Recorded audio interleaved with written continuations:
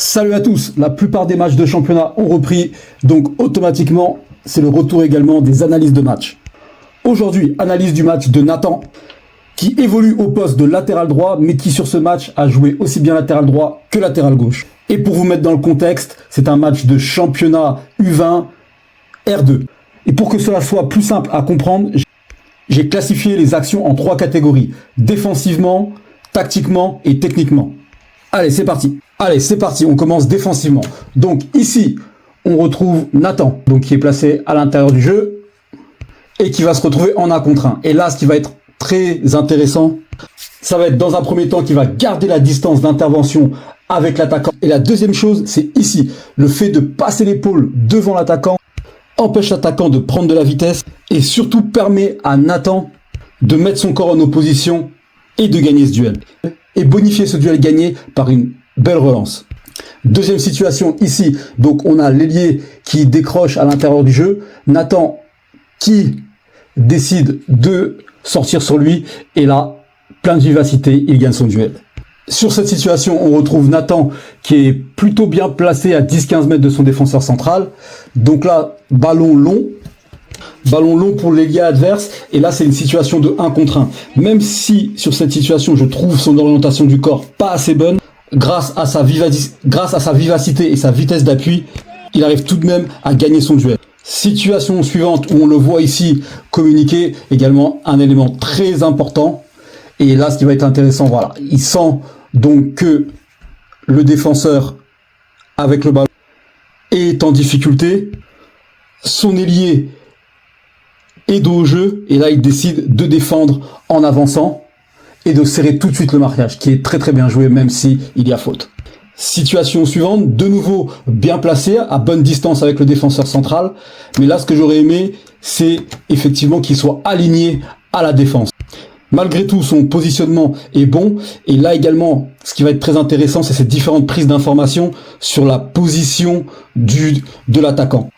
Et le fait d'avoir pris ces informations va lui permettre de ne pas être surpris lorsque le centre va arriver. Et malgré ces prises d'informations et le fait qu'il soit toujours dans l'action, je trouve que son dégagement défensif, son intervention défensive doit être beaucoup plus rigoureuse, beaucoup plus efficace. Nouvelle situation de 1 contre 1, où là, de nouveau, je trouve qu'il ne ferme pas assez l'axe en étant mal orienté au niveau de la position de son corps, ce qui permet à l'ailier de rentrer à l'intérieur. Et ici, deuxième erreur, je trouve qu'il se jette un peu trop et qui est un peu trop facilement éliminé par l'ailier. Malgré tout, grâce à l'aide, ils arrivent à bien écarter l'ailier du but. Situation très très intéressante d'un point de vue intelligence de jeu. Donc on a ici Nathan qui au départ est très bien placé à l'intérieur du jeu et le porteur du ballon qui lui s'écarte balle au pied.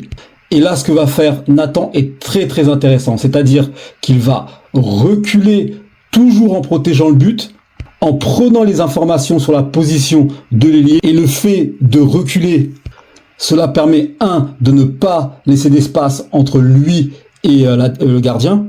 2, permet à un autre milieu qui lui donc peut resserrer le marquage sur l'ailier, ce qui va permettre à Nathan maintenant de réduire la distance avec le porteur du ballon. Et cette fois-ci par contre d'être très bien orienté. Et autre élément très très intelligent de sa part, c'est la gestion du 1-2, c'est-à-dire que dans ces situations suivantes, on voit souvent le latéral se faire éliminer parce qu'il est préoccupé uniquement par le ballon. Alors que sur cette situation, Nathan gère parfaitement la course de l'attaquant et la possibilité d'un éventuel 1-2. Situation suivante, encore face au même ailier, où là je trouve que la position du corps de Nathan est beaucoup mieux que celle de tout à l'heure. Cette position du corps qui consiste à fermer l'axe ballon-but et à forcer le jeu sur le côté. Ce qui se produit ici.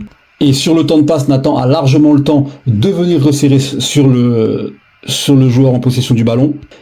Et là, malgré tout, on retrouve encore ce positionnement défensif, ce positionnement du corps pas assez orienté, mais qui ne l'empêche pas de gagner son duel face à l'ailier. Toujours avec cette qualité de relance de passe à la suite de l'intervention. Situation suivante, donc de duel. Donc là, de la même manière que sur la première situation, là, le fait de passer l'épaule et le bras empêche l'attaquant de passer devant. Action suivante, où là, de nouveau, son positionnement de départ est bon. Toujours laisser l'ailier sur l'extérieur. Et là, je trouve que c'est pas très bien joué parce qu'il se jette beaucoup, il est arrivé trop vite et son intervention n'est pas bonne du tout. Passons maintenant sur le plan technique. On retrouve Nathan arrière gauche, donc ici, qui a la bonne position du corps, mais sa prise de balle n'est pas bonne, ce qui fait qu'il est immédiatement sous pression et qui lui fait faire un très mauvais choix technique par la suite. Situation suivante, on retrouve Nathan haut sur le terrain, et là, sa prise de balle, pour moi, aurait dû être vers l'avant, étant donné que l'espace était disponible. Le défenseur n'étant pas à distance d'intervention, sa prise de balle aurait dû être orientée vers l'avant pour pouvoir enchaîner sur un éventuel centre. Et exactement la même situation ici. Donc sa montée est bonne. Mais pareil, là il y a de l'espace et sa prise de balle aurait dû clairement être dans cet espace-là et non vers l'arrière. Malgré tout, la qualité technique de la prise de balle est bonne. On retrouve Nathan sur cette action avec une bonne intention de jouer vers l'avant et surtout avec une passe qui élimine 3 joueurs. Malheureusement, il a manqué un peu de précision technique. On retrouve Nathan ici en situation d'attaque, malheureusement avec une mauvaise prise de balle qui va encore le mettre sous pression et qui lui fait complètement louper sa passe. Et tous ces exemples montrent l'importance de la qualité de la prise de balle. Passons maintenant au troisième volet, tactiquement. Donc on a ici Nathan, étant donné que le porteur du ballon, le défenseur central, n'est pas cadré, là il peut à ce moment-là commencer à prendre son couloir, à attaquer l'espace devant lui. Et là où ça devient très très intéressant sur le plan tactique, c'est qu'en prenant son couloir de cette façon, il force son ailier, son vis-à-vis, à reculer, à le faire défendre, à l'obliger à défendre. Ce qui permet bien évidemment à son équipe de gagner des mètres, et en une passe, ils ont gagné 30-35 mètres.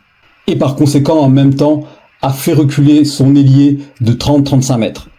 Et ce qui est très très important. Et on va retrouver ici une situation à peu près similaire, avec de nouveau l'ailier qui est obligé de suivre la course, cette fois-ci pas forcément de Nathan, mais du milieu de terrain. Et là, Nathan réalise quelque chose de super intéressant techniquement, c'est qu'il n'a pas de solution, il garde le ballon et va prendre appui sur ce joueur. Et surtout, ce qui va être intéressant aussi, c'est qu'il continue sa course pour apporter une solution éventuelle dans l'espace. Et observons maintenant cette situation où là, il ne monte pas, et regardez la différence. Et donc sur cette situation, on a le milieu de terrain en possession du ballon, orienté justement vers Nathan, et dans ces cas-là, Nathan là aurait dû prendre l'espace pour non seulement apporter une solution, mais également, comme sur les situations précédentes, obliger le l'ailier à reculer, à défendre. Et le fait que ça n'a pas été réalisé, le milieu de terrain est dans l'obligation de ressortir le ballon, réaliser une passe négative, ce qui permet aux 3 attaquants adverses de défendre en avançant.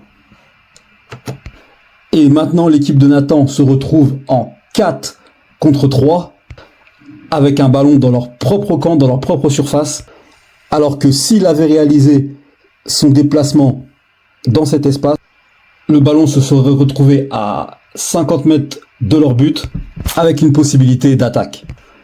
Et pour ceux et celles qui veulent bénéficier de nos services d'analyse vidéo, n'hésitez pas à nous envoyer un mail, notre service est ouvert pour tous les postes. Et surtout n'oubliez pas que l'analyse vidéo permet de mieux comprendre, plus vite enregistrer certains concepts, progresser, et c'est surtout un excellent complément pour tous les joueurs qui veulent s'améliorer. Voilà, c'est tout pour moi. N'hésitez pas, comme d'habitude, à me dire ce que vous en avez pensé dans les commentaires. Moi, je vous dis à très vite.